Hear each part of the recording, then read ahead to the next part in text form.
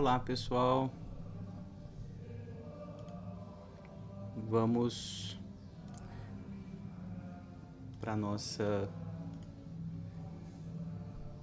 108ª aula, né?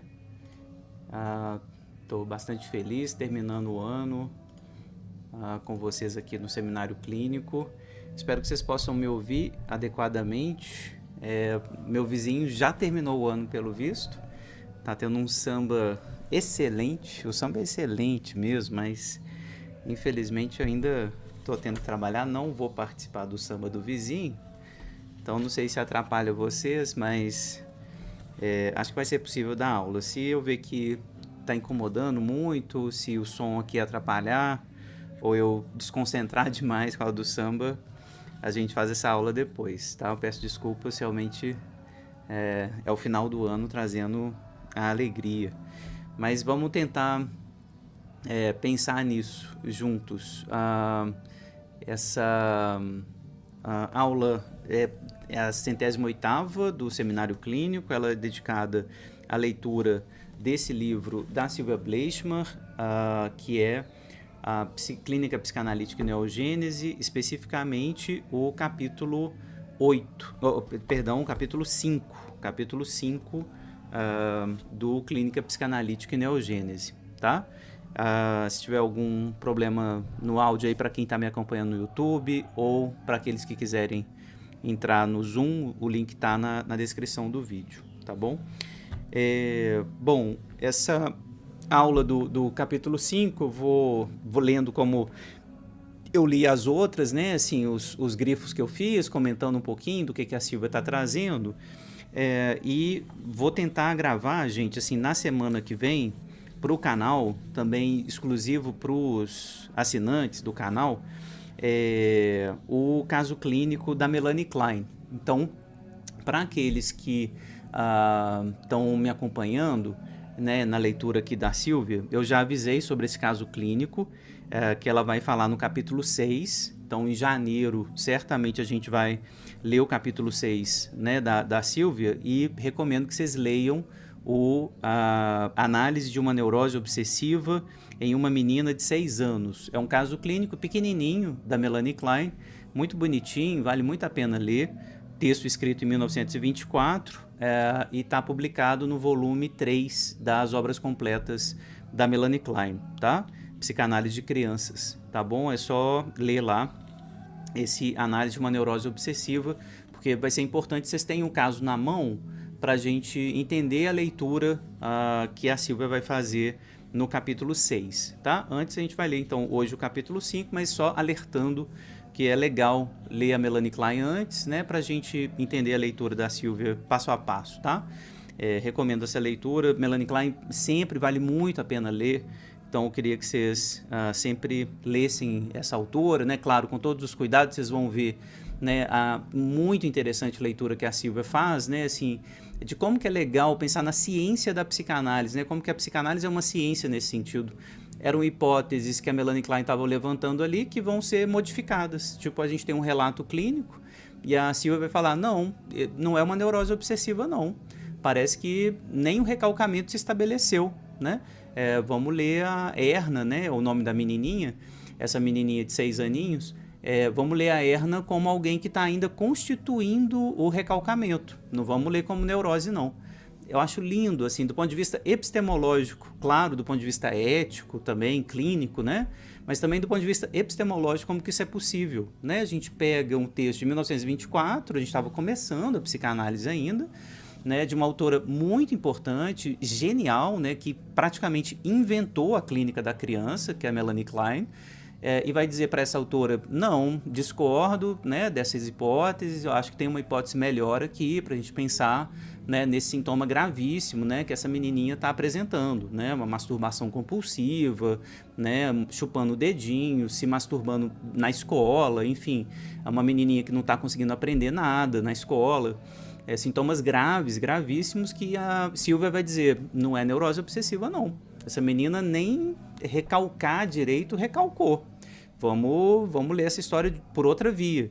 Então vocês vão ver isso na aula dedicada né, ao capítulo 6, então peço que vocês leiam a Melanie Klein, se possível assistam também o vídeo que eu vou fazer bem passo a passo apresentando esse caso clínico da Melanie Klein, tá? Bom, vamos ao capítulo 5 então, e a gente vai lendo aqui os meus grifos, né, também é óbvio, né, espero aí o comentário de vocês para quem estiver acompanhando no YouTube ou aqui no Zoom, tá? Vou ler aqui a partir dessa sessão. Vamos ler o título das sessões primeiro. Olha só, o primeiro tempo da sexualidade é segundo no que diz respeito aos tempos da vida. O primeiro tempo da sexualidade é segundo, né? Ou seja, tem um primeiro tempo da vida que é, por assim dizer, o autoconservativo. Essa é uma tese clássica do Laplanche, que a Silvia retoma e sustenta. Primeiro momento, autoconservativo, estabilizado no corpo, aquilo que o corpo apresenta.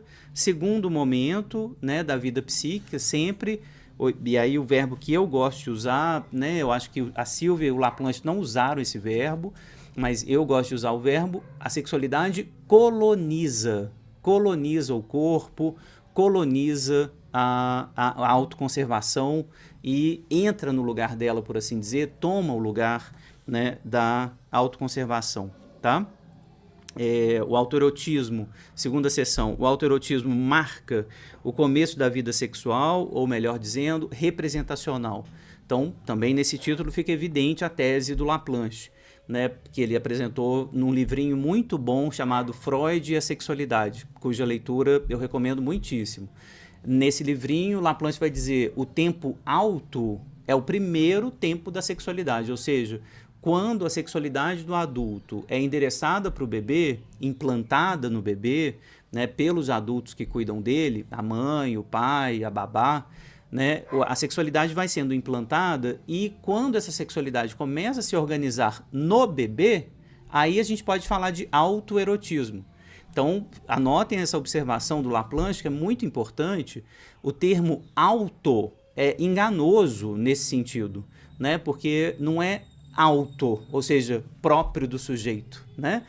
Da sua autonomia, né? Não. A sexualidade veio do adulto e se organiza, aí sim, no sujeito, a partir de uma circulação que é própria do corpinho do bebê. Aí sim, né? Autoerotismo, né? Mas é porque se organizou ali no corpinho, mas não porque veio do próprio bebê, como Freud pensava, né? O autoerotismo brotando do corpo, né? O autoerotismo como uma imagem assim, o outro ainda não entrou, né? Eu estou chupando meu dedinho, imaginando o seio, né? O outro não entrou ainda. Eu estou fechado numa mônada do narcisismo primário, né? Essa ideia do autoerotismo por Freud vai ser corrigida pelo Laplanche, né? Pensando o autoerotismo já como uma organização da sexualidade adulta que foi implantada no corpinho do bebê e que circula de uma maneira estabilizada ali dentro no corpinho dele, tá? E aí na terceira sessão o título é O plus traumático introduzido pelo outro humano é o que obriga o processo psíquico a complexizar-se. Então, mais uma vez, teoria da sedução generalizada, clássica aqui do Laplanche. O plus traumático é aquilo que vai obrigar o processo psíquico a se fazer. O trabalho psíquico, o que é trabalho psíquico? É trabalho sobre o sexual proveniente do outro. É traduzir isso, é organizar isso, é fazer isso circular de uma maneira organizada, estabilizada, né, de tal forma que esse sexual ele tenha uma descarga própria, ele se organize, né, mais tarde, né, pela palavra, pela linguagem, né, por todos esses contornos representacionais que a criança vai ganhando também dos adultos. Então a criança ganha duas coisas dos adultos: as engrenagens representacionais, né, os envelopes narcísicos, né, as contenções, os holdings, por assim dizer. Então, de um lado, tudo que contém, tudo que organiza, tudo que liga, e do outro lado, a criança também ganha as excitações, as mensagens enigmáticas, esse plus traumático que a Silvia está falando aqui, que é o sexual, a sexualidade do adulto, que vai ser endereçada, implantada, intrometida do adulto para a criança, tá? Diz a Silvia nessa sessão do plus traumático: é esse plus traumático irredutível o que obrigará a um processamento psíquico visando encontrar vias de descarga ou de ligação para as quantidades excedentes. É esse o verdadeiro motor da vida psíquica a que Freud se referiu, o fato de que a pulsão não encontre uma resolução de tensões à maneira da autoconservação e que por isso o psiquismo vê-se obrigado a explorar caminhos paliativos inéditos. Então, a ideia, né, que vai vir um excesso sexual, vejam, a concepção aqui da vida psíquica não começa na falta, como a gente vai ver na teoria lacaniana. A falta marca, né, o motor do desejo, né? A ideia de articular falta e desejo, isso vai estar muito claramente presente na teoria lacaniana. Em Laplanche, no Freud, o que a gente vai ver? A ideia de que um excesso sexual, um excesso de excitação, põe o aparelho em movimento, põe o aparelho psíquico para rodar, tá? Criando vias, circuitos de escoamento adequados para que essa pulsão se escoe, né, e se realize, por assim dizer, produzindo satisfação, produzindo prazer, tá? Então, esse é o primeiro tempo da implantação da sexualidade. No segundo momento, né, ao longo desses momentos de instalação da sexualidade, a gente vai começar a falar do recalcamento, né? O recalcamento originário, que é, diz a Silvia de forma explícita, a instauração do eu-representação, que vai sepultando o autoerotismo inconsciente. Então, o autoerotismo é como essa sexualidade já é o início dessa organização, né, da sexualidade. Quando o recalcamento originário começa a se estabelecer, a gente vai começar a estabelecer também o eu. E, com isso, a diferenciação, a cisão radical, né, a clivagem radical originária entre o eu e o inconsciente. Então, é muito importante, gente, assim, queria que vocês anotassem, porque isso vai ser importante também no capítulo 6, quando a gente for ler o caso Erna, pensar no recalcamento originário. É isso que a Silvia, aliás, quer pensar aqui com a gente. O que o recalcamento originário faz? Ele separa o dentro e o fora, o prazer e o desprazer, o eu e o outro. Então, são operações muito basilares, é a base do aparelho psíquico, é a base do funcionamento mental. É isso que está lá no recalcamento originário. É uma separação de dois princípios de funcionamento mental. Um ligado, outro desligado. É isso que o recalcamento originário faz, tá? Então, a gente está longe ainda de falar do recalcamento secundário, que é uma parte do eu, que, por exemplo, eu odeio o papai, eu não gosto do meu pai, né? Aí eu esqueço disso, eu recalco isso, eu não penso mais nessa coisa. E aí isso vira um sintoma, tipo uma fobia, né? Beleza, isso é recalcamento secundário, é muito lá na frente. O recalcamento originário quer dizer uma fundação do aparelho psíquico, uma fundação do inconsciente. Está fundando dois modos de funcionamento. Então é isso que o recalcamento originário faz, separa eu e outro, dentro e fora, bom e mal, prazer e desprazer. É isso que o recalcamento originário faz. É esse momento, né, que o autoerotismo, essa sexualidade toda, né, desorganizada, desorganizadora, sem um centro, vai sendo recalcado no inconsciente. O autoerotismo é essa sexualidade que vai sendo implantada no início da vida e vai circulando e tentando estabelecer algum tipo de circulação. Quando isso é organizado, insisto, também pelos códigos orientados e organizados, né, endereçados pelos adultos, quando isso começa a ser organizado, por exemplo, no envelope da pele do bebê, que a mãe vai implantando com seu abraço, seu carinho, seus gestos, quando isso começa a circular, o recalcamento originário está se estabelecendo. Porque aí é na pele que a excitação circula, né? É no carinho que a excitação circula, não é de maneira desorganizada, boca de um lado, pele do outro, pênis do outro, ânus do outro. Não, ele vai circular nessa pele, nessa organização, e aí os esfíncteres começam a ser controlados, começam a se organizar, começa uma rotininha do dentro do fora, fiz xixi, seguro o xixi, fiz cocô, seguro o cocô. Isso começa a se estabelecer de forma muito gradativa, graças a esses códigos que organizam também o bebê provenientes do outro. Isso que é o recalcamento originário, tá? É recalcar a sexualidade infantil que vai ficar no inconsciente, atacando o eu para sempre, né? Esses restos sexuais vão atacar o eu para sempre.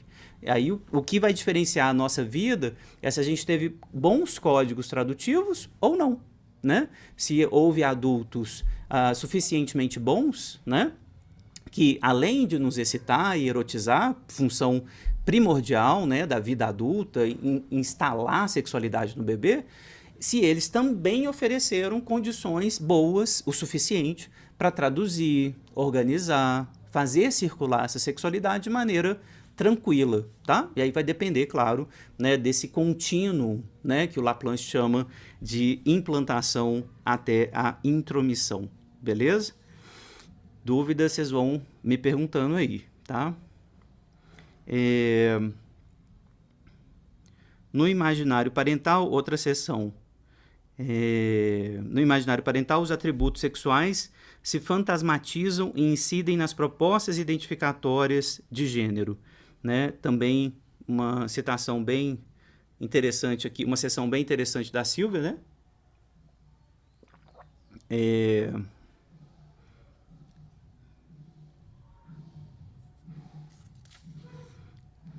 Vou ver o que eu leio aqui.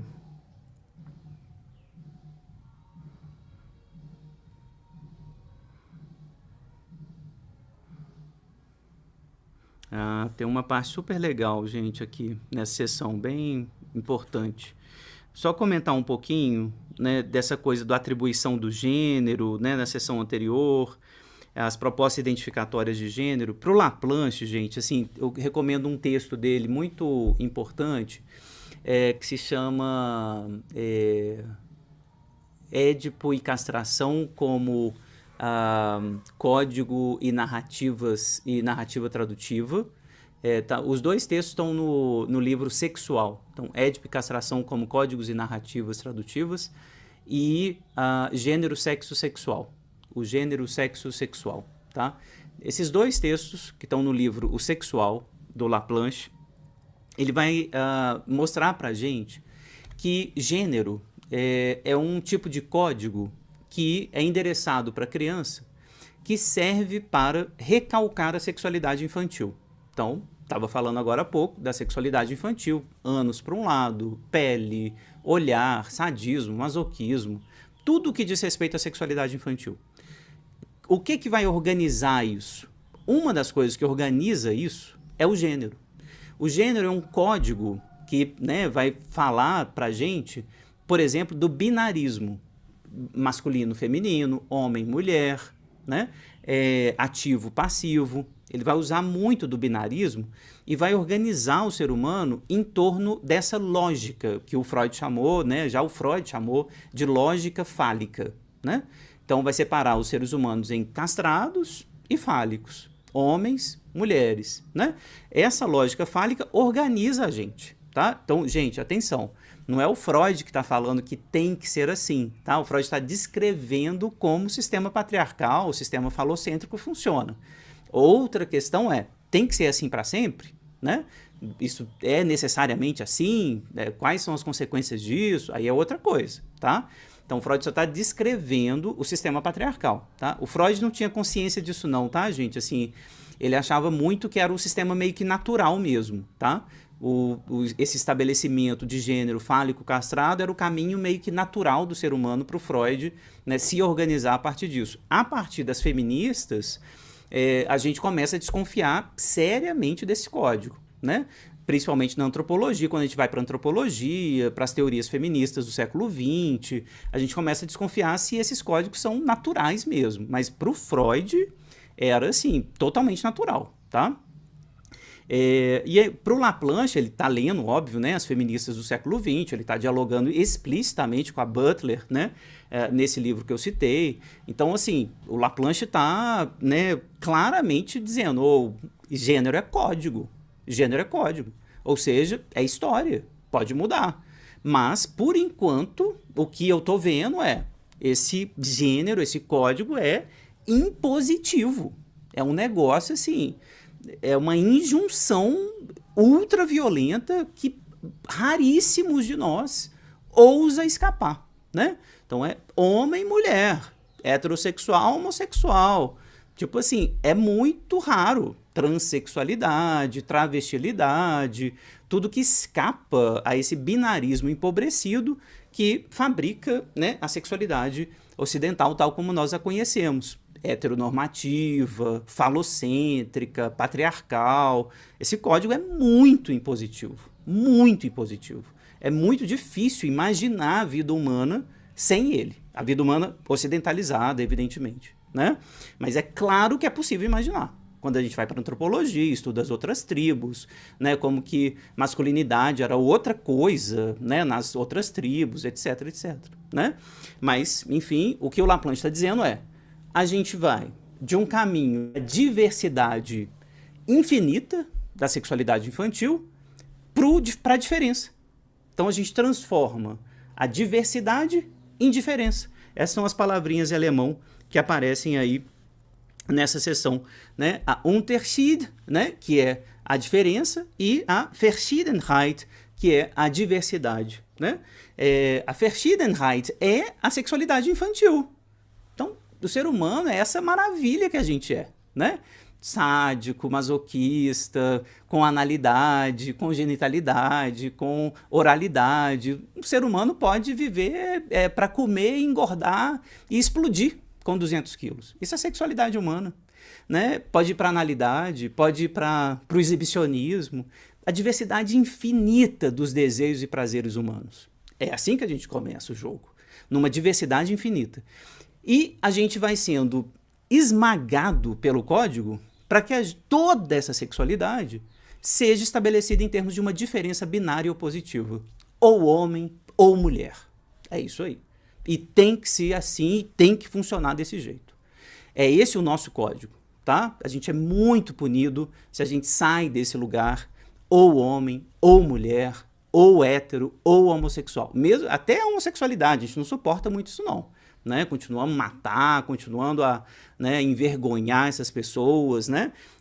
Enfim, não tolera muito não. É heterossexualidade, norma, é isso aí, homem ou mulher, papapá, Deus não fez Adão e Ivo, essa coisa burra e completamente pobre, né, que esses códigos sugerem pra gente, tá? Na clínica a gente vê, né, assim, o tanto que escapa, mas a gente vê o tanto que se impõe, né, esse código, né? A gente vê como que pacientes que não se enquadram, né, ficam atormentados, sofrem muito, né? O tanto de paciente homossexual, né, no campo da homossexualidade, estou citando aqui porque é um campo já mais reconhecido, né, mais estabilizado na cultura, mas que a gente está falando aqui de tentativa de suicídio, de, né, ideação suicida grave nesses pacientes porque eles se descobrem homossexuais. Né? Então, assim, é essa a força desse código. Então, é um código muito violento, muito intransigente, inflexível, né? É disso que a Silvia está falando, tá? E aí, nessa sessão, ela faz um comentário interessante que vale a pena a gente ler sobre o eu. Então, quem que vai estabelecer esse código, né, gente? O eu. É o eu que se organiza para esses códigos. Isso não tem nada a ver com o inconsciente, tá? Então esqueça essa conversa do Freud, homossexualidade inconsciente, heterossexualidade inconsciente. Não, no inconsciente não tem nada disso. Isso já é organização, isso já está toda codificado, já é cultura, já é linguagem.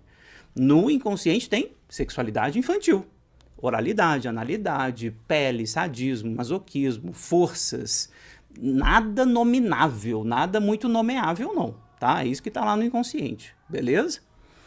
Então, o eu que se estabelece em torno do gênero, da identidade, é o eu que tem identidade, beleza?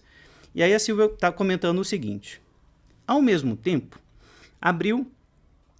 não, deixa eu ler a frase inteira. O achado de Lacan, que retomou, pondo como questão central a ideia freudiana do eu em sua totalidade como um órgão de defesa, teve a virtude de permitir-nos entender de maneira o ego aquele que possibilita precisamente que o inconsciente se sustente em seu lugar. Então, beleza, a gente está todo mundo de acordo, né?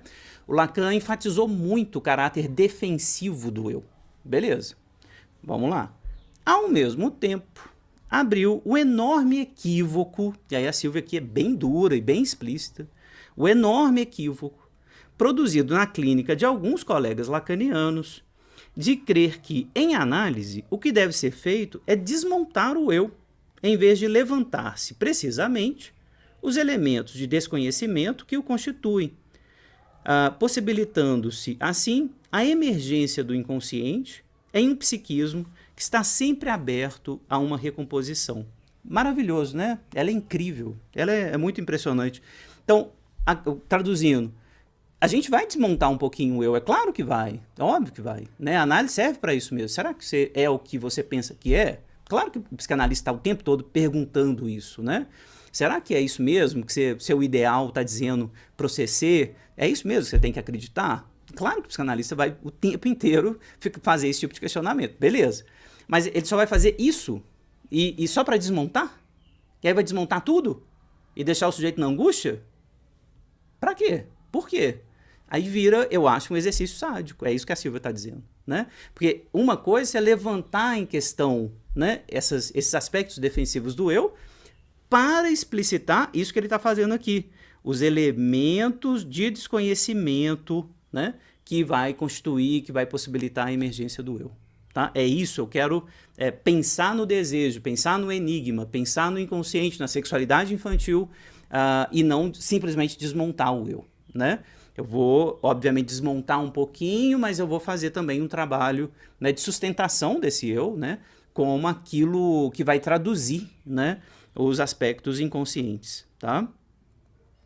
É isso, olha, a nosso ver, se a análise implica numa desarticulação das ligações neuroticamente enlaçadas, né, ou seja, o trabalho do eu, isso só é possível em virtude do sujeito ter possibilidades de exercitar constantemente novas sínteses frente a essas decomposições, por mais precárias, transitórias, parciais que sejam. Daí o cuidado de que essa operatória deve ser realizada ao enfrentarmos pacientes graves, crianças ou adultos, nos quais o ego não pode exercer essa função devido aos seus déficits estruturais. Então, aqui é de uma precisão clínica e ética assim, muito importante, né? Nos pacientes graves, borderline, psicóticos, as crianças como a menininha Erna, né, sobre a qual a gente vai falar na próxima aula, não cabe fazer mais dissolução do eu. O eu não está nem constituído. O eu está muito mal constituído, é uma gambiarra muito mal feita. E aí o analista vai lá atacar esse paciente, desconstruir mais o eu, angustiar mais ainda, mostrar o desejo inconsciente sem suporte, sem apoio. Corta a sessão no meio, deixa o paciente sozinho, sem nenhum tipo de interpretação de contenção, de cuidado. Não que essa contenção, esse cuidado, essa fabricação do eu, mesmo com o paciente, ajudar o paciente a fabricar o eu, não vai ser depois alvo de um trabalho analítico. Então, o que o Laplanche vai dizer, né, no texto dele muito bonito, Objetivos do Processo Psicanalítico, é para a gente pensar num tipo de pêndulo, né? De fazer um pouco um trabalho de contenção, de cuidado, de hospitalidade, de acolhimento, né? Principalmente nesses pacientes onde o eu está fragilizado, para depois pendular e ir fazer o trabalho de análise, né? Tudo bem fazer o trabalho de análise, é isso mesmo, o analista serve para isso, né? A gente vai desconstruir, mostrar o inconsciente, tirar o chão, né? Angustiar um pouco o paciente. A análise serve para isso mesmo. A análise sem angústia não existe não, né? A gente não está falando que não pode angustiar o paciente. Não, não é isso. A gente vai angustiar, mas a gente tem que pensar no contexto clínico para fazer isso. Se o paciente está com o eu em frangalhos, numa depressão grave, numa melancolia grave, no borderline, né, em traumas muito graves, para que a gente vai... Qual que é a sua responsabilidade nisso que te toca? Para que a gente vai ficar nesse lugar? Né? O tempo inteiro convocando a responsabilidade do outro, apontando para o inconsciente, cortando a sessão, né, deixando o paciente sem chão. Então, fica aqui a advertência, né, de que o eu, né, um amontoado de costuras, né, que visa proteger esse paciente da sexualidade interna, beleza? Então, é isso que, na próxima sessão, né, o ego instaura-se sobre um conjunto de ligações que asseguram sua estabilidade. É o ideal, né? São os códigos, né? Também gosto disso, né?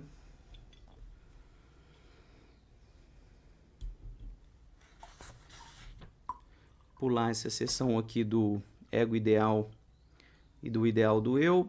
Rapidamente, gente, assim, ideal do eu, ego ideal.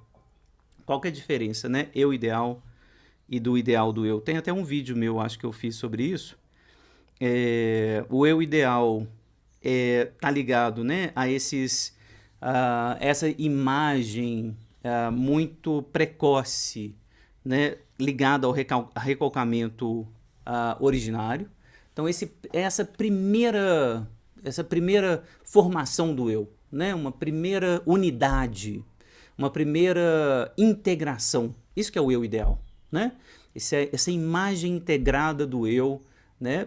Ideal, porque é sempre ideal, é o eu ideal. O ideal do eu é externo, está lá fora, né? É o outro, internalizado, mas está lá fora, tá? Então, é a raça, o gênero, né, o que a gente deve ser, né, o que a gente não pode fazer, né? O Freud, inclusive, vai tornar quase como sinônimo, né, ideal do eu e supereu, né? Porque é essa coisa que vem lá de fora e que se internaliza como externo, né? Um interno externo. Então, é quando eu me olho e falo, pô, tinha que ser um professor melhor. Nossa, quero dar uma aula melhor, preciso estudar mais. Esse Fábio que está aparecendo aqui, né, o professor melhor, é o ideal, né? Tá lá fora, né? Mas o Fábio, eu ideal, né, tem a ver com coisas muito arcaicas a minha sensação de existir. Acho que tem a ver com aquilo que o Winnicott chamava de continuidade do ser, por exemplo, né? A sensação do verdadeiro self. Então tem a ver com uma primeira organização, assim, uma primeira fixação, né, desse envelope corporal, dessa sensação de eu, né, desse eu que se reconhece a si mesmo, tá? Então o eu ideal é isso, e aí eu nem faço muita referência lá fora, é só uma percepção interna, uma percepção do eu como si mesmo, e o ideal do eu é algo externalizado, né, que vai ser, claro, sempre internalizado no nosso caso, tá? Então é só passar essa sessão, e aí para a próxima que eu quero ficar mais um pouquinho, cujo título é O Narcisismo Materno é condição necessária para a constituição do eu da criança, mas não da pulsão, que encontra sua origem na sexualização advinda no inconsciente materno. Então, olha o título dessa sessão, gente. Muito, muito importante, né? Da Silvia. Tese que ela vai, né, destacar no livro dela, Nas Origens do Sujeito Psíquico, né? A mãe como duplo comutador. Né? Quando falo da mãe aqui, mais uma vez, observação, não estou falando da família comum, né, no Ocidente, mas óbvio é o pai, é a avó, é o adulto que cuida do bebê, né? Duplo comutador, ou seja, de um lado a mãe que sexualiza, a mãe, né, que vai fazer essa sexualização a partir do seu inconsciente. Do outro lado, duplo comutador, ou seja, de um lado inconsciente sexual da mãe, sexualidade infantil da mãe. Do outro lado, códigos, narrativas, ideologia, mitos introduzidos no bebê, códigos recalcantes que vão organizar o bebê, narcisismo da mãe, que vai transvasar, né? A expressão linda da Silvia, narcisismo transvasante da mãe. É o narcisismo dela que vai constituir também o narcisismo do seu bebê, né? É ela que vê no bebê um corpo todo. É ela que vê no bebê um menino, uma menina.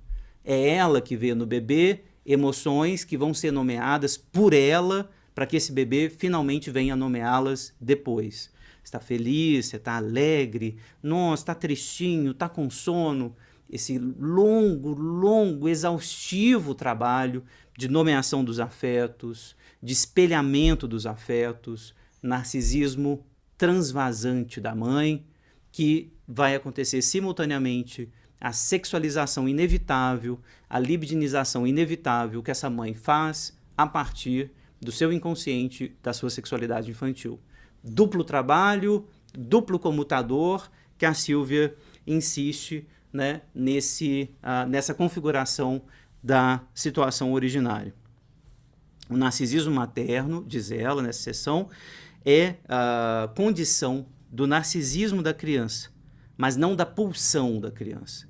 A condição da pulsão na criança está no inconsciente materno, em sua própria sexualidade parcial, na sua sexualidade infantil, a partir da qual, por meio de certas operações exercidas sobre o corpo da criança, implanta-se uma sexualidade que surge como traumaticamente não ligável e destinada a uma religação ou uma reelaboração. Mais adiante, a criança renuncia à analidade, por exemplo, ou ao prazer das fezes por amor à mãe. A mãe que, partindo do seu inconsciente pulsional, implantou esses desejos que depois se tornaram metabólicos no tecido psíquico do filho. Propõe, desde o seu pré-consciente ou desde o seu ego, algo da ordem da cultura, exercendo assim uma função atravessada pelo superego parental. O filho, por sua parte, num tempo que ainda não recalca esses desejos, renuncia por amor à mãe, subordinando-se a um poder ilimitado do outro. É uma descrição precisa, gente, do que rola. A mãe excita, por exemplo, a analidade, limpando o cozinho do bebê. É óbvio, isso vai acontecer, né? Passa a mão, ele faz cocô, tem prazer, isso gera uma cena, né, na família. Fez cocô, que fedor, nossa, vamos limpar, agora tá cheiroso. E aí passa o algodãozinho, passa o óleozinho, dá banho, passa o sabonetinho. Tudo isso excita o bebê. Isso vai excitando o bebê, excita a analidade do bebê, né? Isso vira, como Freud intuiu no texto dele, o caráter e sexualidade anal, né? Como Freud intuiu ali naquele texto, isso vai gerando uma sexualidade que não estava lá, na analidade. Isso implanta uma sexualidade. Por outro lado, nessa mesma cena, a mãe já começa a dizer, nossa, fez cocô de novo, vamos trocar a fraldinha. E ao longo do tempo, óbvio, avisa a mamãe quando você quiser fazer cocô. Não, já está fazendo cocô no piniquinho, puxa vida, que maravilha. E essa grande, enorme conquista do bebê, que é fazer cocô no piniquinho e fazer o desfraude. O bebê vai fazer isso por amor à mãe. É porque a mãe implanta esse ideal, né? Nossa, mas já é um menininho grande, já tirou a fraldinha? Puxa vida, 2 aninhos já tá tirando a fraldinha?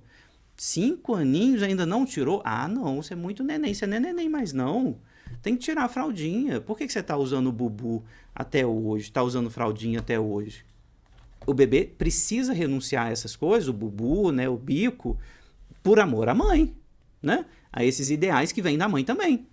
Mas a sexualidade que implantou o autoerotismo na boca foi o seio da mãe, foi a excitação da mãe, foi ela também que implantou. Foi ela também que implantou a sexualidade, tudo que essa sexualidade anal faz girar no romance familiar, né? Se eu tiro a minha fraldinha, eu vou deixar de ser neném. Será que vale? Vale a pena? Vale a troca? Né? O bebê tem que entender que sim, a criança vai entender que sim, né? Esse é o ponto, tá? Então a pulsão fica lá, né, atacando o bebê, a pulsão anal, né, fica atacando o bebê, mas ele aprende a renunciar a isso porque tem um código, porque tem uma rede narcísica, um eu, que vai se estabelecendo como recalcante dessa sexualidade infantil, que está ali, por enquanto, saindo, cuja descarga é a descarga mais fácil, é fazer cocô, né? Não controlar o esfíncter e daí por diante. Quando o eu começa a se estabelecer como rede, ele vai recalcando essa sexualidade infantil, tá? Então, eu é recalque, o eu é defesa. Contra o quê? Sexualidade infantil, tá?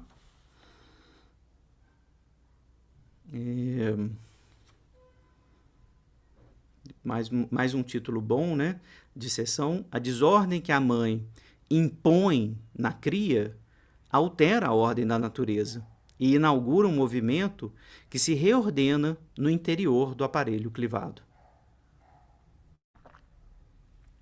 Né? A desordem que a mãe impõe é a sexualidade infantil da mãe, é a erotização que a mãe vai impondo, né? Mas isso inaugura também um movimento que vai reordenar, né, esse aparelho clivado, né? De um lado é o eu, que se organizou por também auxílio da mãe, por outro lado é tudo que não conseguiu se organizar. São os restos dessa organização. Os restos que não foram organizados é o inconsciente. Então, sempre localizem o inconsciente como resto. Resto não significado. Resto dessignificado. Não tem sujeito do inconsciente, não tem eu no inconsciente, não tem linguagem no inconsciente. É resto, é sexualidade infantil, são objetos fonte da pulsão, excitações que foram depositados pelo adulto que não conseguiram se organizar nessa rede de escoamento e sentido que é o eu. Tá? Anotem isso, isso é muito importante para a gente entender a TSG.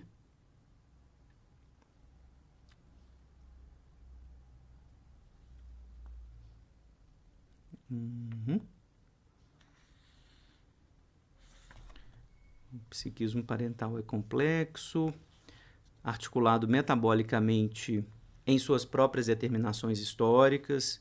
Ótimo subtítulo também, né? O psiquismo parental é complexo, articulado metabolicamente em suas próprias determinações históricas, né? Então, a Silvia está insistindo nisso, né? É histórico também, né?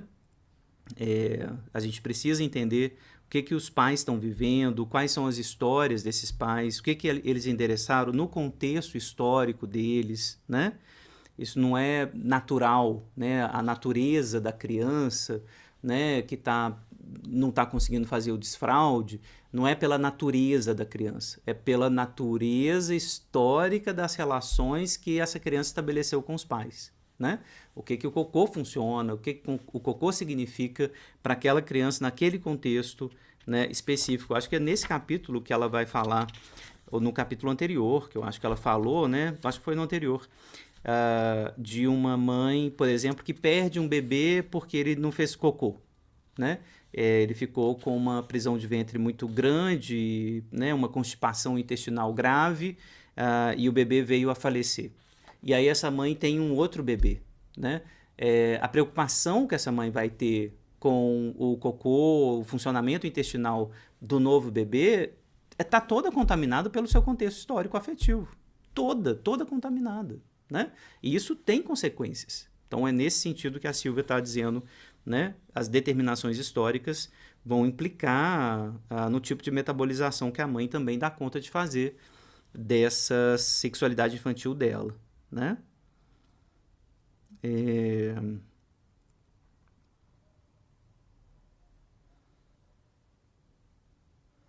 Olha, esse aqui também já é ótimo para a gente antecipar um pouquinho o que vem no capítulo 6. Olha essa seção. A diferença entre desejo consciente e compulsão se dá pela possibilidade de eleição por parte do sujeito, né?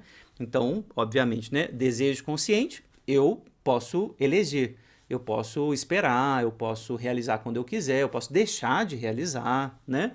Então, eu quero tomar sorvete, né? Eu posso deixar de tomar o sorvete, né? Eu não estou compelido a ir lá comprar e comer, né? A compulsão não, a compulsão é quando eu quero tomar sorvete, eu tenho que parar a aula aqui agora, eu vou lá comer sorvete, né? E aí, no caso Erna, por exemplo, o que a gente vai ver é uma menininha que se masturba de forma compulsiva, ela não pode não fazer. Ela não pode não fazer, né? Mesmo que ela saiba da regra, né? Uma menininha já de 5, 6 aninhos, ela sabe da regra, né? Não pode se masturbar em público, né? Mas ela não consegue. Ela está no divã da Melanie Klein, ela está se masturbando, né? Então, é isso é compulsão. Uma coisa é ter desejo, outra coisa é ter compulsão, né? Aí a Silvia fala no início, observe-se a complexidade do caso. A partir do déficit de narcisação, olha aí, déficit de narcisização, ou seja, o eu do menino, da criança, não é bem construído como um regime de forças que vai conter a sexualidade infantil. Então, a partir do déficit de narcisação primária, né, que é o recalcamento originário, é esse, né, corre-se o risco de que todo desejo e fantasma pulsional passe ao polo motor. A angústia tem muito a ver com a indefensabilidade do ego em conter os desejos compulsivos que o colocam em risco. Então, o eu não dá conta do que vem do inconsciente, né? No caso da Erna, já adiantando um pouquinho, essa menina era exposta aos pais transando, né? Ela era meio que agredida pela mãe. A mãe imaginava que essa menininha, aos 6 meses, tinha prazer genital. Quando ela limpava a Erna, né, dava carinho, limpando a higiene da Erna, ela via a sua bebezinha tendo prazer genital adulto e atribuindo a Erna um desejo adulto de maneira completamente psicótica. Ora, a Erna não tem uma narcisação que uma bebezinha vai ter quando recebe da mãe esse carinho e a mãe recalca qualquer reação que essa menininha tem no sentido de não ver ali a sexualidade de uma adulta. Entendem essa diferença?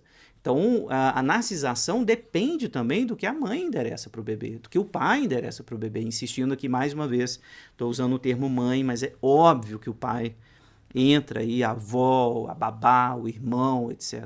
Né? Insisto na coisa da mãe, porque é o central da nossa cultura, né?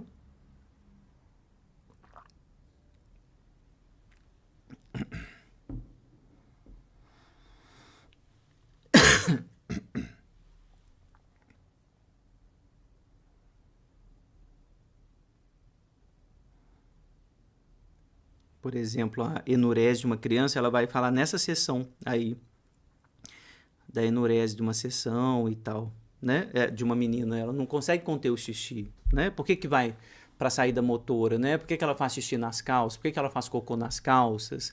Né? Por que ela não para de se masturbar? Por que ela não para de chupar o dedinho?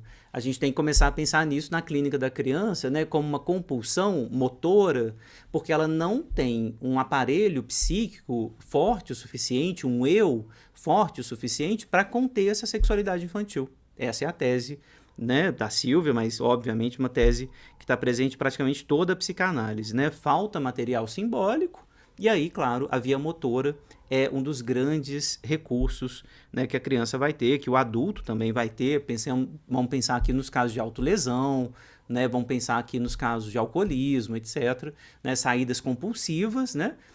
Que remetem a uma falha na simbolização, né? A ideia é essa, tá? Não devemos passar, é claro, por cima ou pelas costas da menina, no caso, né, dessa menininha, por exemplo, da enurese, mas ajudá-la a criar condições de sintomatizar a compulsão que opera sob uma aparência desejante. Em análise, não se deve confundir desejos com a emergência de aspectos desligados, mais vinculados à pulsão sexual de morte. Tá? Então, cuidado para não fazer essa confusão, né? Às vezes a compulsão ela não está expressando um desejo, né? A compulsão está expressando uma forma de conter, de alguma maneira, a sexualidade infantil que está atacando o eu de forma violentíssima, né? É diferente, né, de ter um desejo e saber manejar esse desejo, né? por mais mortífero que ele seja, inclusive, né? O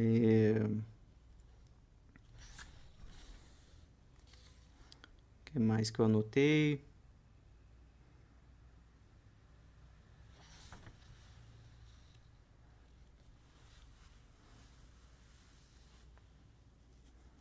O eu, né, é esse... Olha só, ela fala uma coisa interessante aqui na seção a tirania exercida pelo ego ideal.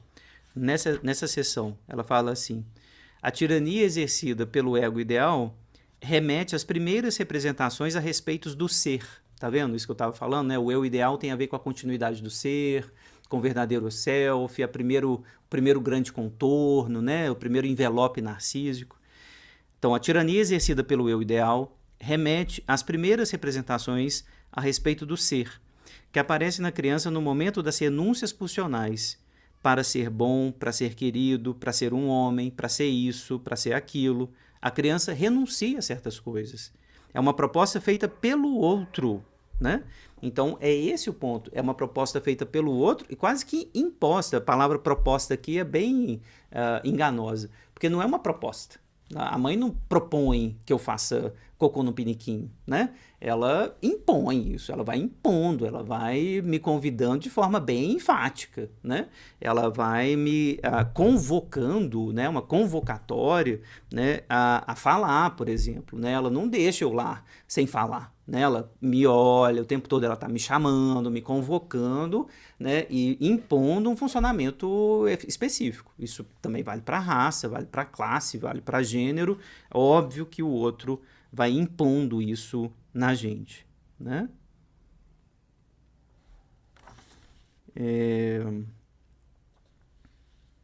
Na seção sobre sedução, implantação, pulsação, também acho bem bonita a seção, que ela vai falar assim: digamos a princípio existir uma ideia de cunho totalmente freudiano no conceito de implantação proposto por Laplanche, já que ele retoma a sedução no sentido traumático, como espinha na carne, né, recuperando o modelo clássico aí da histeria.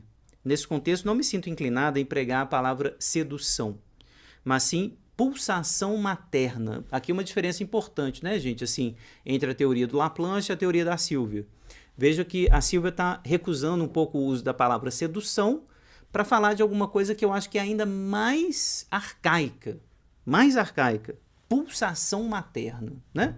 Eu, nesse caso, tô com Laplanche, tá? Eu acho que a pulsação materna, né, o corpo materno, estou entendendo onde a Silvia está levando a gente, né? Mas mesmo assim, né, mesmo pensando nessa pulsação materna mais arcaica possível, né, no corpinho do bebê, ainda sem um eu, né? Eu acho que essa pulsação ela tem um efeito de sedução, né? E pensando aqui, inclusive na palavra sedução mesmo, né, que significa seducere, né, tirar do caminho, desviar, né? Essa pulsação materna desvia o autoconservativo do autoconservativo. Ele não deixa o autoconservativo ficar lá, né? A pulsação materna do seio materno, por exemplo, não deixa a boca ser um órgão, por assim dizer, um órgão autoconservativo, né? A boca vira um objeto sexual, né? A gente ganha prazer a partir daí infinitamente, né? A boca não funciona mais como a entrada do tubo digestivo, nunca mais, né? Encontrada a pulsação materna no seio, é impossível, né? E obviamente, né, a gente fala o seio aqui, mas obviamente é a mamadeira, é o colo, é o carinho da mãe, não precisa mamar no seio, né? Enfim, encontrada a pulsação do corpo do outro, é evidente que a nossa boca não funciona mais como entrada do tubo digestivo. Não funciona, né? Da anorexia, a bulimia, passando pela gula e, né, a avidez e a voracidade, a boca vai funcionar como um órgão sexual, né? Então, é nesse sentido. Mas entendo o que a Silvia está dizendo, né? Quando o Laplanche está falando da implantação, né, a gente está falando de algo muito, muito precoce. Muito, muito arcaico, originário, né? A erotização mesmo do corpo do bebê, né? Pela mãe, pelo adulto, né? Pulsação materna, Pela seguinte razão, diz a Silvia aí para não usar o termo sedução.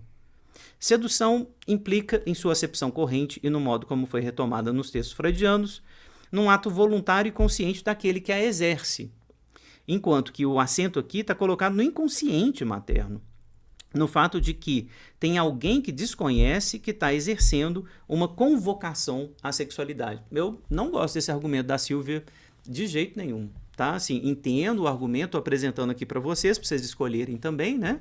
Se vocês vão tá com o Laplanche ou com a Silvia, mas eu acho que essa pulsação materna, mesmo que não tenha convocatória consciente, né, tá sendo vivida, experimentada, né, pela mãe, claro, a partir do inconsciente dela, né, como uma convocatória, né?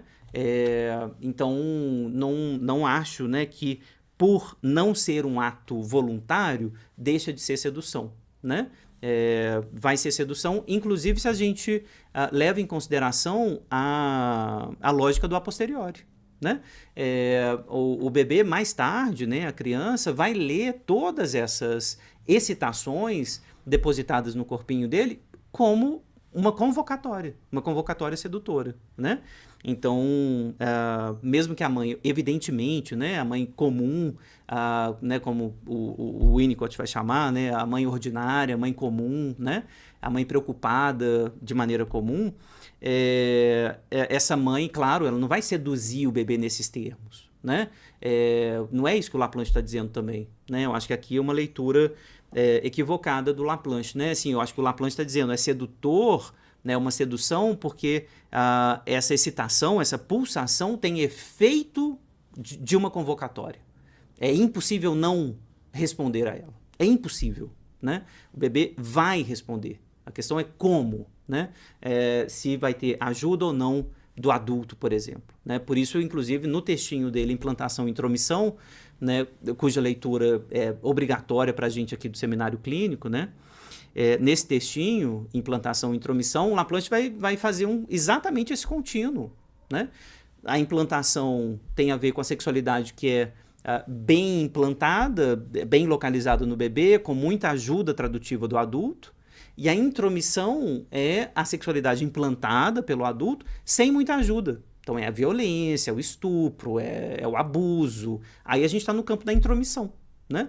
Que também exerce um efeito de convocatória, assim como a implantação, né? Então, estou com Laplanche aqui nesse sentido, tá? A Silvia cita aqui a intromissão, né, no final dessa sessão, o excesso traumático, né, de modos de irrupção da sexualidade do outro, sob formas que não possibilitam processos metabólicos e que deixam o psiquismo exposto a uma fixação do lado do sujeito, não recalcável, constituindo o protótipo do que leva à compulsão à repetição. Então, leitura linda da Silvia aqui com relação à intromissão. Intromissão é quando, né, modelo da intromissão, gente, o abuso. É a mãe da Erna que a gente vai ver, né, na aula seguinte. A mãe, que tá, juro, está no texto da Melanie Klein, está limpando uma bebezinha de 6 meses e vê nos gestos corporais dessa menina o prazer genital de uma adulta, tá? A mãe relata isso, tá? Então, isso é uma intromissão brutal, né? E ela meio que para de limpar, né? Fala para a menina que ela é safada, ou pensa nisso, etc, né? Isso é intromissão, isso é um abuso, isso é uma violência, né? Ver a sexualidade adulta numa bebezinha, né? E isso gera, né? É isso aqui que a Silvia está dizendo, não possibilita processo metabólico e deixa o psiquismo exposto a uma fixação cuja saída, cujo escoamento só pode ser uma compulsão. Só pode ser efetivamente uma compulsão à repetição. É isso, né? Por isso a Erna mais tarde, claro, tadinha, né, vai se masturbar compulsivamente, vai chupar o dedinho compulsivamente. Ela não consegue parar, né? Porque não teve um eu construído, né, para escoar essa sexualidade de forma apropriada, né?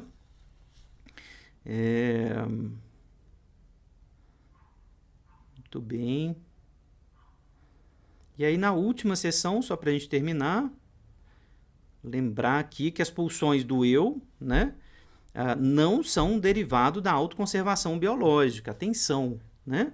Pulsão do eu não é autoconservação, a gente não nasce adaptado, a gente não nasce com medo de nada, a gente não nasce com né, instintos protetores, né, da altura, ou da faca, ou do fogo, né? A gente precisa ensinar tudo isso para o bebezinho e para a criança e para o adolescente. Isso demora para lá de 18 anos, né, na vida humana, né? Ensinar o adolescente a não correr com a bicicleta, não correr com o carro, né? Porque nós não temos adaptações biológicas para autoconservação, né? As pulsões do eu, elas, como eu disse no início, colonizam, vicariam, né, aquilo que deveria ser o trabalho de um instinto de autoconservação, tá? Só para terminar, lembrando mais uma vez, né, que as pulsões do eu são aquilo que a partir do outro vem se opor ao exercício da pulsão parcial, tá? O eu é aquilo que defende a gente da pulsão parcial, é aquilo que defende a gente da sexualidade infantil, né? E que, por nos defender da sexualidade infantil, está ligado aos nossos ideais e, portanto, aquilo que o outro, o adulto, endereçou para a criança como ideal, organizador, narcísico, para conter, né, a sexualidade infantil, tá bom? Era esse o capítulo 5 da Silvia Bleichmar, Clínica Psicanalítica e Neogênese, última aula de 2025, 108ª aula do Seminário Clínico. Muito, muito obrigado a vocês que vieram aqui numa aula natalina, dia 19 de dezembro de 2025. Obrigado, Feliz Natal, boas festas, boas férias. Em janeiro estaremos juntos, é isso mesmo, já em janeiro, tá? Fiquem atentos aí, a gente vai ler mais um texto da Tafuri sobre o autismo, texto muito bonito, o próximo também, como que a gente leu na aula passada, e o capítulo 6 sobre a Erna. Então fica a minha recomendação de ler o caso Erna na Melanie Klein, que é um caso lindo, lindo, lindo, vale muito a pena para a gente pensar como que a Silvia é mais do que brilhante, né? Vai fazer uma releitura incrível desse caso da Silvia, da Melanie Klein, tá bom? É isso, muito obrigado, pessoal.